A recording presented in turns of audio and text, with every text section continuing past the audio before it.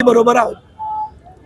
आम्ही महाविकास आघाडी बरोबर आहोत. महाविकास आघाडी जो निर्णय घेईल त्याच्याबरोबर आम्ही राहणार आहोत आणि रायगड जिल्ह्यात महाविकास आघाडी ही एक संघ आणि भक्कम राहणार आहे. मागील काही दिवसात बंडखोरी झालेली आहे पक्षात, आपल्या कुटुंबातील बंडखोरी करत नाही. त्याचं उत्तर लोकांनी दिलेली आहे. मी त्याला काही महत्त्व देत नाही.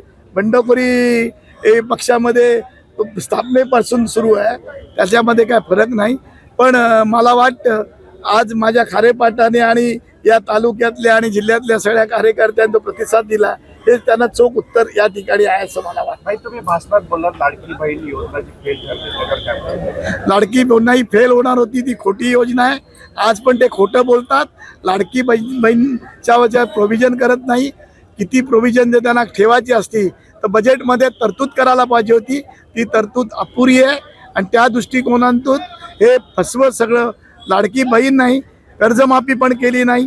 कर्जमाफी आम्हाला दाखवली तुम्ही टीव्हीवर की पुढल्या निवडणुका झाल्याबरोबर शपथ घेतल्याबरोबर सर्व शेतकऱ्यांचं कर्ज माफ करू, ते पण त्यांनी केलेलं नाही. याचा जाब आम्ही रस्त्यावर येऊन आम्ही त्यांना विचारणार आहोत आणि मग रस्ते पण बंद करण्याचा आम्हाला जे सत्ताधारी आहेत त्यांच्यासाठी करावं लागेल असं मला वाटतं. एबीपी माझा, उघडा डोळे बघा नीट.